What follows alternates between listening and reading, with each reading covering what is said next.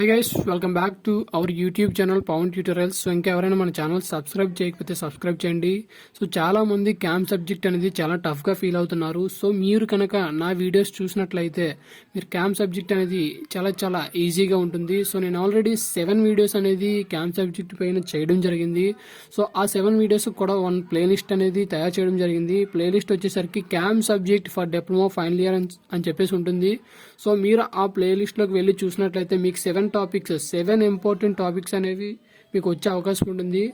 So మీరు ఆ ప్లేలిస్ట్లో ఉన్న వీడియోస్ అన్ని చూస్తే మీరు క్యాంప్ సబ్జెక్ట్ చాలా ఈజీగా ఫీల్ అవుతారు. So now comes to the topic today we're going to discuss about servo control systems, types of servo control systems, as well as ఆ టైప్స్ ఎలా ఉంటాయి అనేది ఈ వీడియోలో చెప్పడం జరిగింది.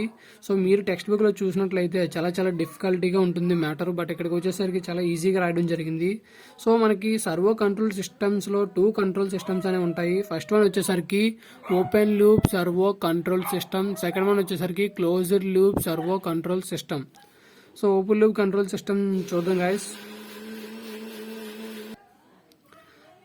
An open loop servo control system consists of a stepper motor which is used as a driving component. So open loop servo control system లో ఒక స్టెప్పర్ మోటార్ అనేది ఉంటుంది. అది దేనికి యూజ్ అవుతుంది? డ్రైవింగ్ కాంపోనెంట్ గా యూజ్ అవుతుంది. డ్రైవింగ్ కాంపోనెంట్ నథింగ్ గైస్, అది ఇంకొక ఆబ్జెక్ట్ ని డ్రైవ్ చేస్తుంది. దట్ మీన్స్ మూవ్ చేస్తుంది అని అర్థము. So open servo control system లో స్టెప్పర్ మోటార్ ఉంటుంది, అది ఇంకో ఆబ్జెక్ట్ ని డ్రైవ్ చేయడానికి యూజ్ అవుతుంది. Okay, it is used to provide motion to machine tool slide. So machine tool slide కి ఈ స్టెప్పర్ మోటార్ అనేది మోషన్ ని ప్రొవైడ్ చేస్తుంది, అంటే అది కదిలేటట్టుగా చేస్తుంది. ఏది? Stepper motor. Okay, the stepper motor receives signal from MCU through amplifier and transducer. So stepper motor అనేది ఎంత వరకు మెషిన్ స్లైడ్ ని మూవ్ చేయాలో తెలియాలి అంటే అది MCU నుంచి సిగ్నల్ అనేది రిసీవ్ చేసుకుంటుంది. దేని ద్వారా? Amplifier as well as transducer ద్వారా MCU దగ్గర ఉన్న సిగ్నల్ ని రిసీవ్ చేసుకొని దాన్ని బట్టి మనకి మెషిన్ స్లైడ్ ని మూవ్ చేస్తుంది. సో మనకి స్టెప్పర్ మోటార్ కి MCU కి మధ్యలో amplifier as well as transducer అనేది 2 కాంపోనెంట్స్ అనేవి ఉంటాయి. సో వాటి ద్వారా సిగ్నల్ ని రిసీవ్ చేసుకుంటుంది అనమాట స్టెప్పర్ మోటార్.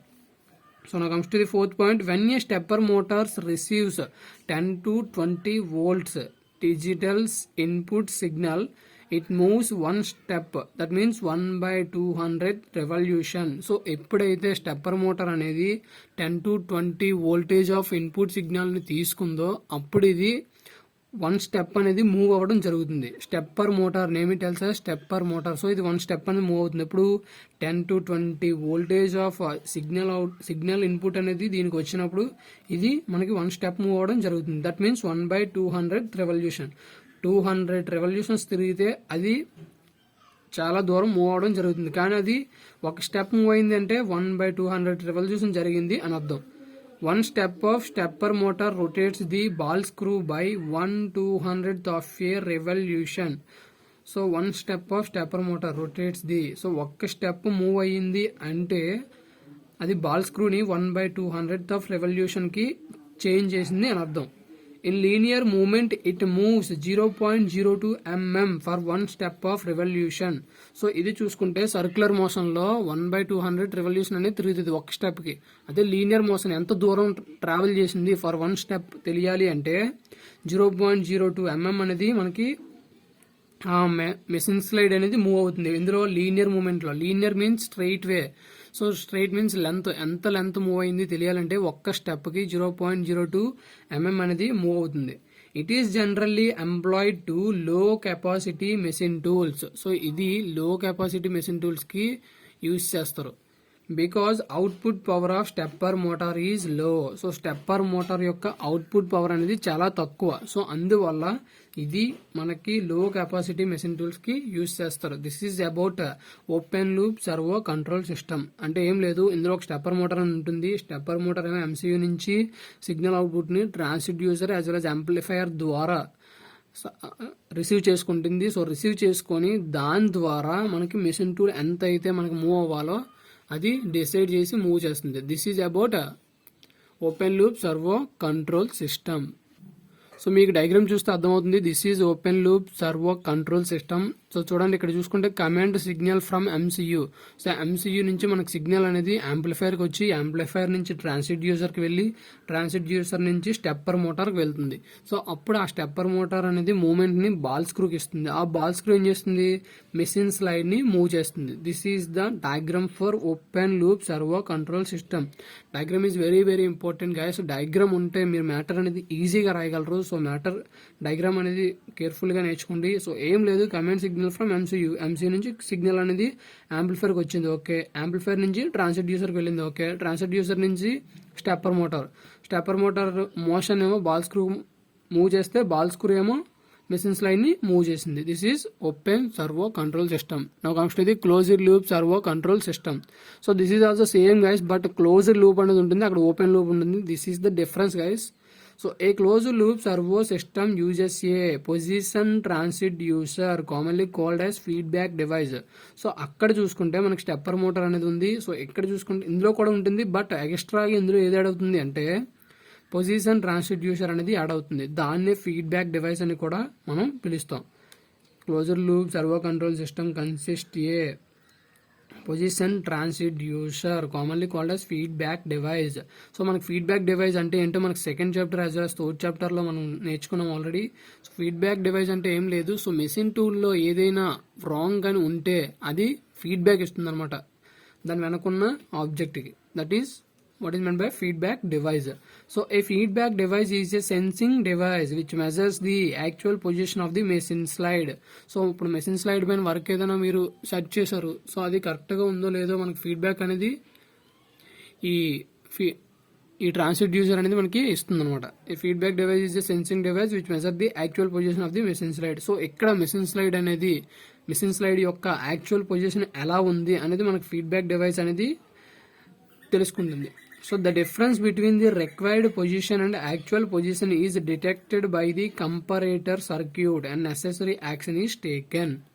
అంటే ఇప్పుడు ఫీడ్బ్యాక్ డివైస్ ఏం చేస్తుంది, actual position of A machine slide ఎలా ఉందో మనకి సెండ్ చేస్తుంది. సో యాక్చువల్ పొజిషన్కి మనకు ఉన్న పొజిషన్కి, that means A position, required position, మనకు కావాల్సిన పొజిషన్కి యాక్చువల్ పొజిషన్కి ఉన్న డిఫరెన్స్ని మనకి ఏది డిటెక్ట్ చేస్తుంది, కంపారేటర్ అనేది డిటెక్ట్ చేయడం జరుగుతుంది. సో మీకు డయాగ్రామ్ చూస్తే ఈజీగా అర్థమవుతుంది. సో ఇక్కడ చూసుకుంటే ఫీడ్బ్యాక్ డివైస్ అనేది actual position of A machine tool అనేది డిసైడ్ చేస్తుంది, చూపిస్తుంది, okay. So difference between required position and actual position, యాక్చువల్గా ఎలా ఉంది మనకి ఎలా కావాలి ఆ డిఫరెన్స్ మనకి ఇక్కడ కంపారేటర్ అనేది డిసైడ్ చేయడం జరుగుతుంది. So the command necessary action, the command is taken by stepper motor by MCU and its correct defect of machine slide. So మనకు కావాల్సింది 2 mm ఉండాలనుకోండి, అది డిఫెక్ట్ ఎంత 3 mm ఉందనుకోండి, 2 mm కి 3 mm కి డిఫరెన్స్ ఎంత 1. సో ఆ 1 mm అనేది స్టెప్పర్ మోటార్కి మనకి కమాండ్ ఇస్తాయి. సో అప్పుడు ఆ స్టెప్పర్ మోటార్ అనేది 1 mm ని మనకి కరెక్ట్గా చేస్తుంది, మెషిన్ టూల్ యొక్క 1 mm ని. So this is about last point. The command అంటే నెసెసరీ యాక్షన్, మనకి ఏ యాక్షన్లో కావాలి అంటే ఏ పొజిషన్లో మెషిన్ స్లైడ్ కావాలి, ఆ కమాండ్ అనేది స్టెప్పర్ మోటార్ తీసుకొని దేని ద్వారా, ఎంసీయూ ద్వారా స్టెప్పర్ మోటార్ తీసుకొని ఆ డిఫెక్ట్ని కరెక్ట్ చేస్తుంది. This is about closed loop servo control system. ఇందులో ఏం లేదు. సో మనకి ఎక్స్ట్రాగా పొజిషన్ ట్రాన్స్డ్యూసర్ అనేది యాడ్ అవుతుంది. సో దాన్నే ఫీడ్బ్యాక్ డివైస్ అంటారు. ఫీడ్బ్యాక్ డివైస్ అనేది మనకి మెషిన్ స్లైడ్ ఎలా ఉంది యాక్చువల్ పొజిషన్ తెలియజేస్తుంది. సో యాక్చువల్ పొజిషన్కి మనకి రిక్వైర్డ్ పొజిషన్కి ఉన్న డిఫరెన్స్ని మనకి కంపారేటర్ అనేది తీసుకొని ఆ కంపారేటర్ అనేది కమాండ్ని మనకి స్టెప్పర్ మోటార్కి ఇస్తుంది. అప్పుడు స్టెప్పర్ మోటార్ అనేది ఆ మెషిన్ టూల్ స్లైడ్ని కరెక్ట్ పొజిషన్కి తీసుకొస్తుంది. This is about a closed loop servo control system. Me diagram చూస్తే ఇంకా బాగా అర్థమవుతుంది గైస్. సో మనకు డయాగ్రామ్ వచ్చేసి క్లోజ్డ్ లూప్ ఇలా ఉంటుంది. మనకు ఓపెన్ లూప్కి వచ్చేసరికి మనకి స్ట్రైట్ లైన్ ఇది ఒక్కటే కనిపించింది ఓపెన్ లూప్లో చూసుకుంటే, బట్ క్లోజ్డ్ లూప్కి వచ్చేసరికి క్లోజ్ అయి ఉంటుంది. సో ఇలా క్లోజ్ అయి ఉంటుంది, ఓకే. ఇది మెషిన్ స్లైడ్. సో మెషిన్ స్లైడ్లో ఏదైనా డిఫెక్ట్ ఉంటే ట్రాన్స్డ్యూసర్ అనేది మనకి తీసుకోవడం జరుగుతుంది. ట్రాన్స్డ్యూసర్ నుంచి మనకి డిఫెక్ట్ అనేది కంపారేటర్ అనేది ఇక్కడ ఉంటుంది, కంపారేటర్కి వెళ్తుంది. సో కంపారేటర్లో మనకి రిక్వైర్డ్ పొజిషన్ ఉంటుంది, as well as NC transducer కనుక్కున్న పొజిషన్ కూడా ఉంటుంది. సో ఆ రెండు పొజిషన్కి ఏ డిఫరెన్స్ ఉందో తెలుసుకొని ఆ డిఫరెన్స్ ఉన్న కమాండ్ని మనకి ఇక్కడ స్టెప్పర్ మోటార్కి ఇస్తుంది. ఆ స్టెప్పర్ మోటార్ అనేది మెషిన్ టూల్ స్లైడ్ని కరెక్ట్గా చేస్తుంది. This is the closed loop diagram. ఏం లేదు, మెషిన్ టూల్ స్లైడ్లో రాంగ్ని ఎన్సీ ట్రాన్స్డ్యూసర్ అనేది మనకి రిసీవ్ చేసుకోవడం జరుగుతుంది. ఆ రిసీవ్ చేసిన సిగ్నల్ని మనకి కంపరేటర్కి ఇస్తుంది. కంపరేటర్లో మనకి ప్రెజెంట్ పొజిషన్ ఉంటుంది, అలాగే రిక్వైర్డ్ పొజిషన్ కూడా ఉంటుంది. రెండింటికి డిఫరెన్స్ ఎంతో చెక్ చేసి ఆ డిఫరెన్స్ని మనకి డ్రైవ్ కాంపోనెంట్ అయిన మోటార్కి ఇస్తే ఆ మోటార్ అనేది దాన్ని రిక్వైర్డ్ పొజిషన్కి చేంజ్ చేస్తుంది. So this is about a closed loop servo control system. I think you don't have any doubt from this, guys. If you have any doubt, please comment below this video. So please subscribe, share and like my channel, guys. So మీకు కనుక ఈ video కనుక నచ్చినట్లయితే share చేయండి, like చేయండి, అలాగే subscribe చేయండి. So ఇంకా ఎవరైనా మన ఛానల్ సబ్స్క్రైబ్ చేయకపోతే సబ్స్క్రైబ్ చేయండి, గైస్. ఇలా సబ్స్క్రైబ్ చేయడం ద్వారా మీకు మరిన్ని వీడియోస్ వచ్చే అవకాశం ఉంటుంది. సో ఈ వీడియో మీకు ఫ్రెండ్స్కి ఎవరికైనా యూజ్ అవుతుంది అనిపిస్తే వారికి కూడా షేర్ చేయండి. So thank you so much for watching my video as well as subscribing to my channel, guys. Thank you.